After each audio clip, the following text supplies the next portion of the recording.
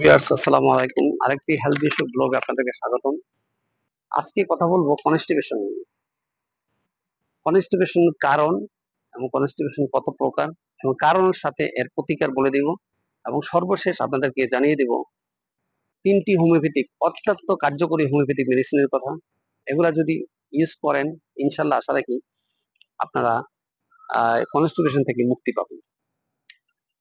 তবে কনস্টিপেশনটা কি প্রথমে জানতেছি, সেটা হলো আপনি যখন পায়খানাতে বসেন, আপনার পায়খানা শক্ত হওয়া, পায়খানার সাথে সাথে রক্ত যাওয়া, রাপচার হয়ে যাওয়া এবং অনেকক্ষণ যাবত পায়খানাতে বসে থাকেন, পায়খানা নর্মালি আপনার পায়খানা পাস হয় না।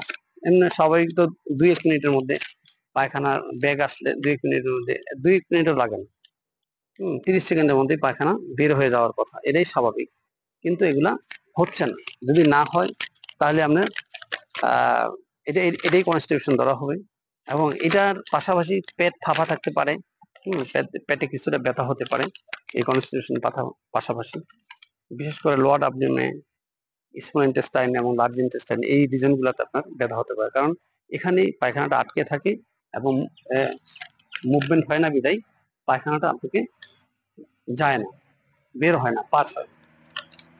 তো আজকে কথা বলবো কি কারণে এই কনস্টিটিউশন হয়, কি কারণে, কারণগুলা বলবো এবং সাথে সাথে আপনাদেরকে প্রতিকার গুলা বলে দেবো। নাম্বার ওয়ান যে কারণটা, সেটা হলো আঁশযুক্ত খাবার না খাওয়া। আঁশযুক্ত বা ফাইবার যুক্ত খাবার খান না। কিসের মধ্যে থাকে? যে কোনো ফল ফ্রুটসের মধ্যে থাকে, ওটস এর মধ্যে থাকে, তারপরে ছোলার মধ্যে থাকে, আপেলের মধ্যে থাকে, যে কোনো ফলের মধ্যে বেশি বেশি এই এইগুলা থাকে, আঁশযুক্ত খাবার গুলা থাকে, ফাইবার গুলা থাকে। এই ফাইবার গুলো আমরা খাওয়ার মধ্যে নিচ্ছি না। অনেকে আমরা সাদা চালের ভাত খাচ্ছি, কিন্তু আপনাকে ব্রাউন চালের ভাত খাইতে হবে, ওটার মধ্যে ফাইবার আছে। ব্রাউন চালের মধ্যে লাল আটা খেতে হবে, যদি আটা খেতে হয় লাল আটা খেতে হবে, তাহলে আপনার ফাইবারটা পাবে।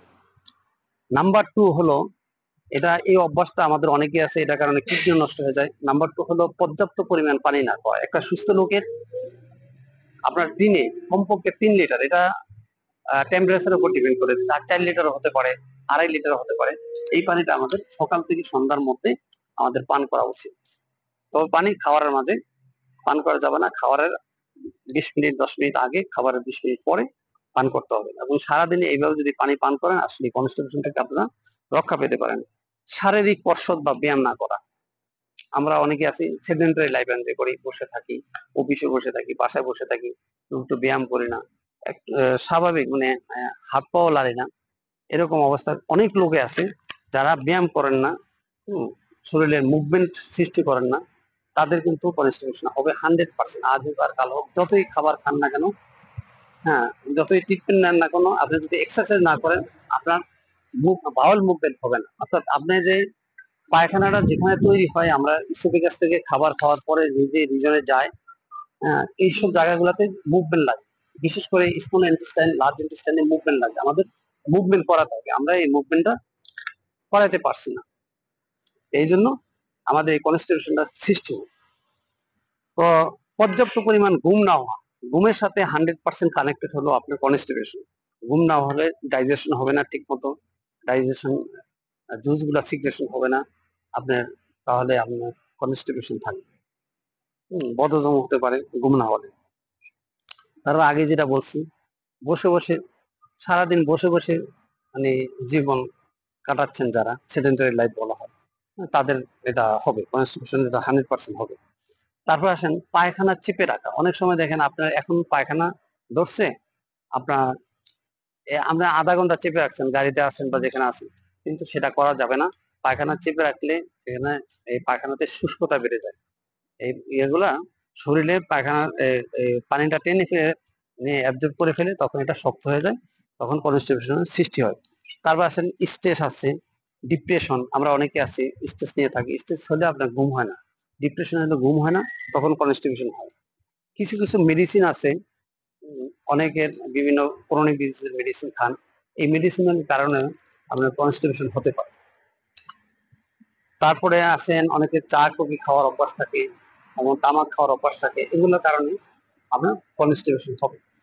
কনস্টিটিউশন হলো দুই প্রকার, একটা হলো শক্ত পায়খানা, আরেকটা হলো পায়খানা নরম কিন্তু পায়খানা বের হচ্ছে না। এটা দুই ধরনের কনস্টিপেশন আছে।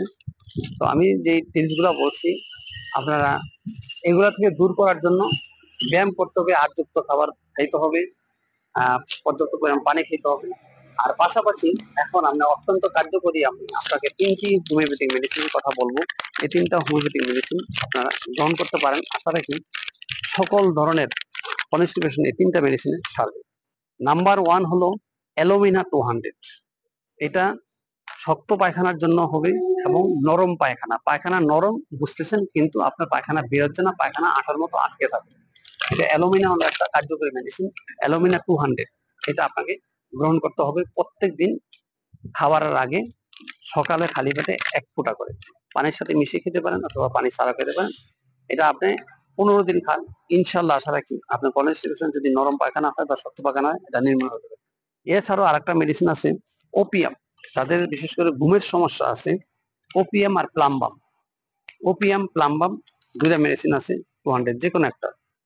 আর যে মেডিসিন গুলো আমি কথা বলবো, একটা যে কোনো একটা মেডিসিন আপনার হোমিওপ্যাথিক মেডিসিন নিতে পারবেন।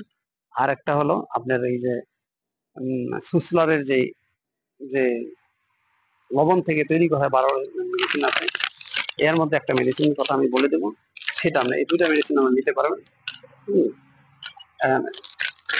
এর বাইরে আমরা মেডিসিন দিবেন। তো ওপিয়াম হলো যাদের ঘুম হয় না, যারা ডিপ্রেশনে আছেন, এই এই যাদের নিয়ে পায়খানা কষা হয়ে আছে, শক্ত পায়খানা, তারা এটা নিতে পারেন 200 পাওয়ার। ঠিক আগের নিয়মে, আগের মেডিসিনের নিয়মে। নেক্সট হলো ব্রাউনিয়া। ব্রাউনিয়ার একটা প্রমিনেন্ট সিমটম হলো যাদের ঠোঁট শুকিয়ে যায়, ঠোঁট শুকিয়ে যায়, একটু একটু করে পানির পিপাসা লাগে, এই একটা সিমটম আছে। তারা আপনারা এই ব্রাউনিয়া 200 মেডিসিনটা নিতে পারেন। আর একটা কার্যকরী বায়োকেমিক মেডিসিন, যেটা সুসলার বায়োকেমিক মেডিসিন, সাইলেশিয়া 12X। এটা যে কোনো কনস্টিপেশনের সাথে যাবে, যে কোনো কনস্টিপেশনের সাথে যাবে। আপনার হোমিওপ্যাথিক মেডিসিন একটার পাশাপাশি, আপনার 3টা মেডিসিনের কথা বলছি, এই 3টার যে কোনো একটার পাশাপাশি আপনারা এই সাইলেশিয়া এই 12X এই মেডিসিনটা গ্রহণ করবেন। আশা রাখি আপনাদের কনস্টিপেশন চিরদিনের জন্য ভালো হয়ে যাবে এবং পাশাপাশি যে টিপসগুলো দিচ্ছি টিপসগুলো মেনে চলতে হবে। তো আজ এই পর্যন্ত হেলথ টিপস। ভালো থাকবেন, সুস্থ থাকবেন, আবার দেখা হবে অন্য কোনো ভিডিওতে। সেই পর্যন্ত ভালো থাকবেন।